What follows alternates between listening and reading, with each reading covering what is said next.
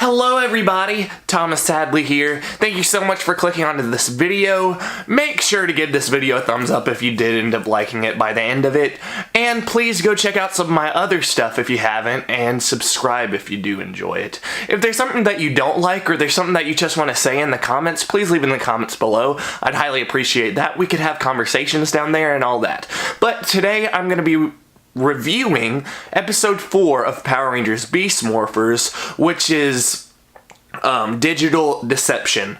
So basically it's a Valentine's episode, which is weird because even last week would have been way closer, like a week closer to Valentine's Day than this week was, but we had a skip last week.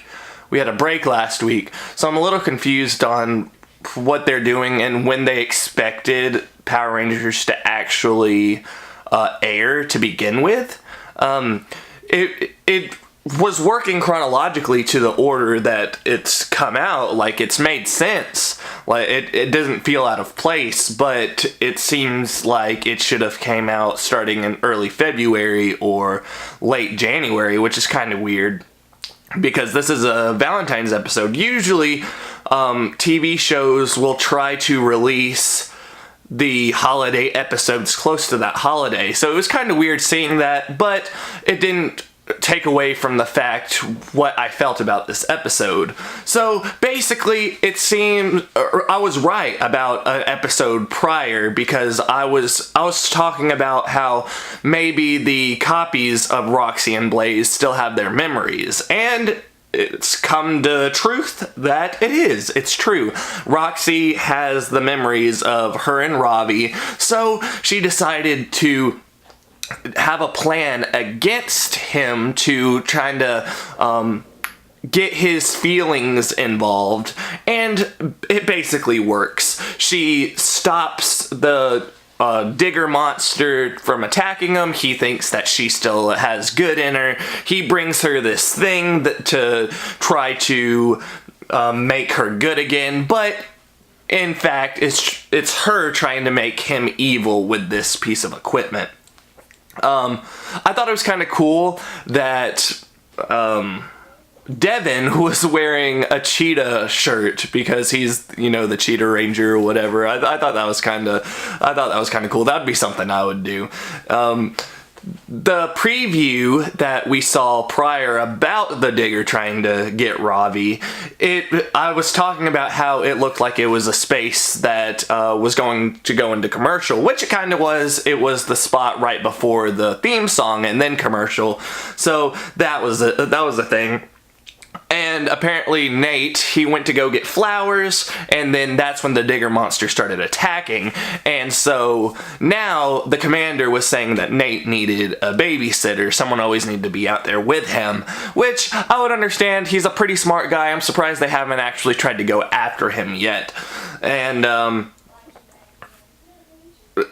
basically Roxy was telling Ravi that she needed help breaking the effects, and then Ravi stole the piece of equipment, brought it to Roxy, missed the gym appointment that he had with Zoe and Devin, and she said, well, that's weird because usually he's annoyingly punctual. So I thought that was kind of funny. And so this battle that we had between the Rangers and the Digger monster, I don't know what his name was. Digatron, is that right? That sounds cool. But the Yellow Ranger and the Blue Ranger were fighting the Digatron guy, and then a big version of him came. So this was a time where they were fighting the small monster and the big monster at the same time. So I thought that was pretty awesome. I haven't seen that very often, and with this series it seemed like it went pretty smoothly. I don't feel like the Power Ranger fighting stuff counteracted too much the physical human stuff, because honestly when I think about Power Rangers I think of the emotion, like with Power Rangers Lightspeed Rescue. Growing up, my memories were of the human moments, not of the Power Ranger moments. There were some things here and there, but when it came down to it, I remembered a lot about the characters, Carter, Ryan, and just everybody, Kelsey, I'm just naming off Lightspeed Rescue people, but I'm just saying, like, it's the people that mattered in that series, and I want the people to matter in this series, and so far, so good. Ravi is showing a lot of emotion. Well, his character is. The actor, I wouldn't say he's not, but it seems as though maybe the actor is just trying to hide the emotion, which would make sense, but like, he's about to start crying, it seems like, in one of the parts, but his face is still like really serious. So I don't know if that's the way he was directed to go, or that's the way he actually is. I'm not saying that's a complete negative, but I did want to just bring it to your attention. But overall, I felt like this was a pretty fun episode. I thought it was a pretty serious episode, actually. But then we also saw Betty and, oh my gosh, is it Bob? Bob and Betty? I think it's Bob and Betty. We saw them trying to get a CGI bee. They couldn't get it. They got super big fly traps at the end, and they couldn't get it. They got stuck to it, and then the bees went away.